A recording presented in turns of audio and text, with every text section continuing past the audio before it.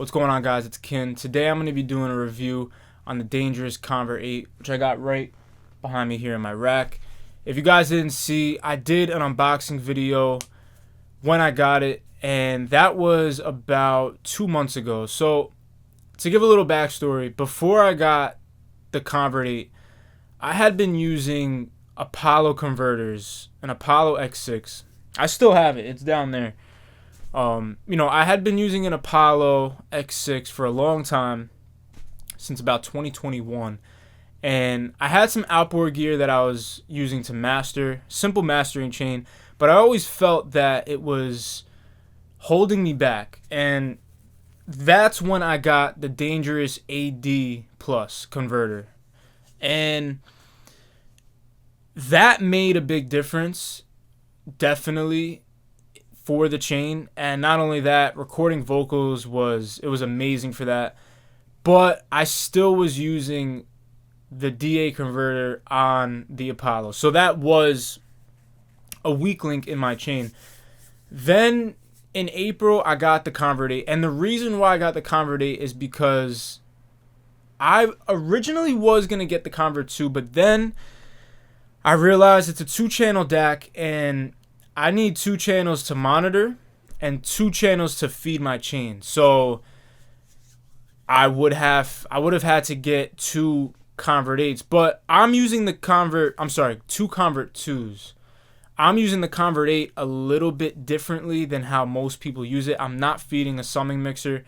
I'm going out channels 1 and 2 to monitor, out 3 and 4 to feed my chain, out 5 and 6 to use kind of like a reference.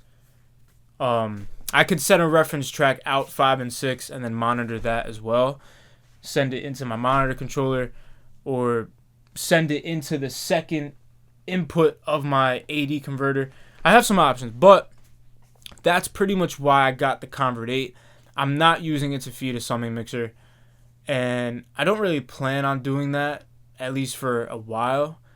But yeah, my first impressions were, I thought I definitely heard a difference. It wasn't as big of a difference as when I got the new AD converter. So when I got the AD Plus, when I first did a print with the AD Plus, when I first did a master with the AD Plus, it was a big difference. That was a bigger difference than when I listened to the Convert 8 for the first time. I heard it. It sounds really good. I'm going to get into the sound in a second, but the difference between the Convert 8 and the Apollo DAC wasn't as big as the AD converter from the AD Plus and the AD converter of the Apollo. But that's not to say that there is no difference, because there is. And I've tested it. I can hear it.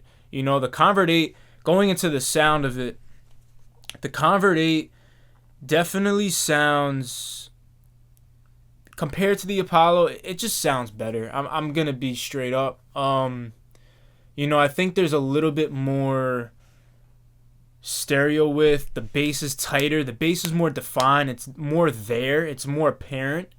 It's just overall it's more high definition. I'll be honest. Now, I did a video too comparing the Convert 8 with the Lynx Hilo. You guys could go check that out too. I uploaded it fairly recently because I got the Convert 8 back in April, so we're talking only like 2 months ago.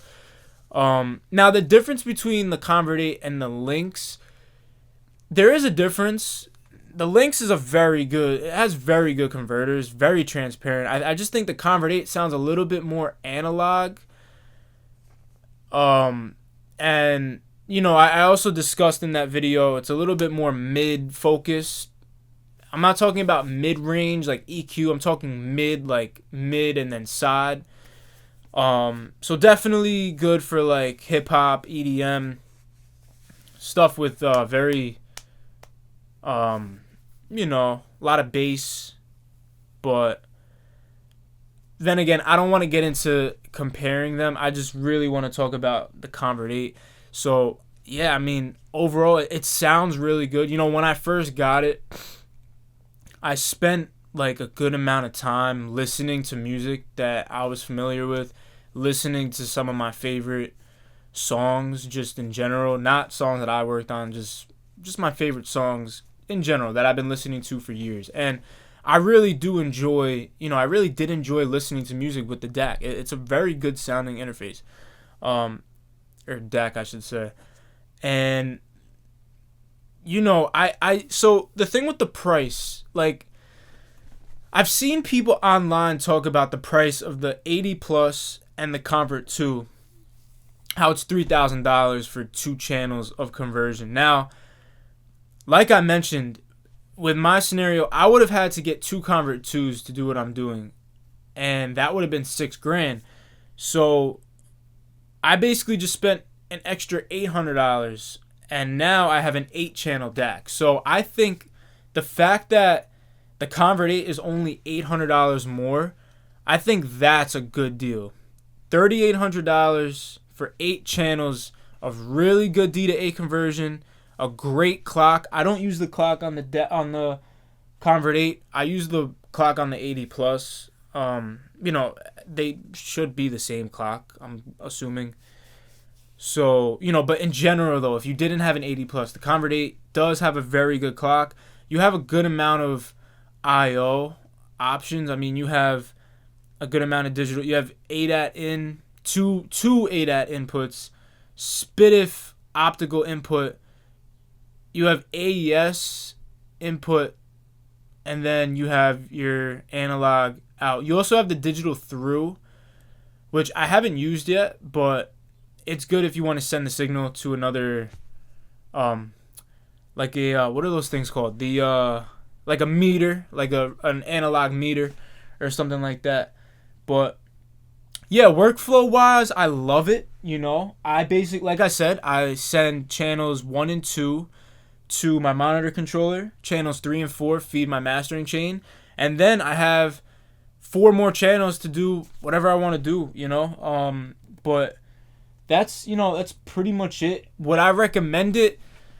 Yes, I would recommend it. I think, because also, you have the option to feed it into a summing mixer, which I don't do, but I think it's obviously, it'd be really good for that too. Now the only thing that I kind of regret is that, so I got it in April, and then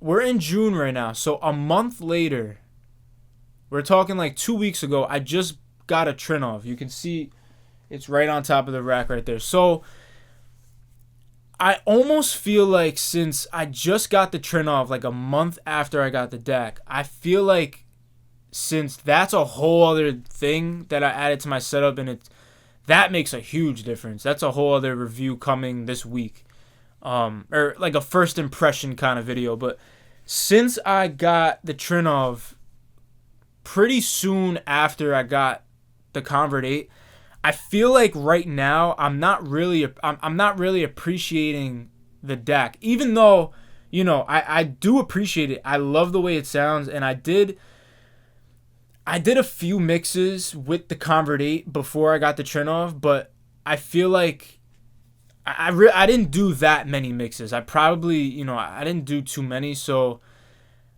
there wasn't really that much time that I just was using the new DAC, and that was it, without getting anything new. Now, don't get me wrong, though. Like, it's not to say that it wasn't worth buying, because everything in the chain matters. So, obviously, with this Trinnov that I'm using right now, everything in the chain matters. So, it's not to say that I regret buying the DAC since I got the Trinnov, but I almost feel like I'm not appreciating the Convert 8 because I just bought a Trinnov. And that's what I've been focusing on recently. The Trinnov makes such a big difference. Like, but I do want to emphasize, though, the Convert 8, I feel like, was a good purchase. I don't regret buying it.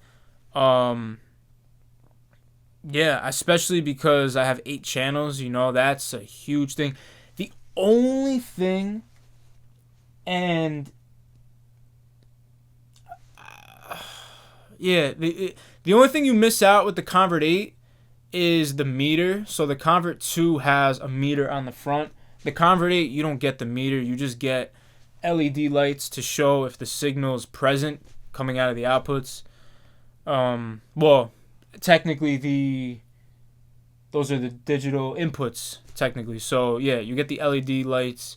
You don't get a meter, which is okay because I have meters elsewhere. Like I have meters in my monitor controller, I have meters in my DAW, I have meters on my AD converter. So it's really not a big deal. That's the only thing you really miss out on. And the other thing too is since it's a DB25 connector, I have cables going to a monitor controller and then my hardware. So you need to in my scenario, you need to make sure that the cables are long enough where you're not really like stretching the DB25 cable, because it's not a delicate cable, but you know, you want to be careful with it because if you need to replace that thing, it's not cheap. You just want to be careful with it. But other than that though, I think it's a great sounding DAC. I would recommend it to anybody getting into mastering. And you know, I had the AD converter. I had to stick with Dangerous. I love Dangerous. I love all their, you know, I love their converters. They've been doing me justice. They sound really good. And yeah, that's pretty much it. I'm gonna leave it off here. If you guys have any questions, leave them in the comment section below. You know, I know there's really not that many videos on stuff like this, so I try to be as transparent and honest as possible. But yeah, make sure to like, subscribe, check out the links in the description below as well. Stay tuned because I got a turn-off review, first impression video coming this week, so stay tuned for that. But I'll see you guys later. Peace out.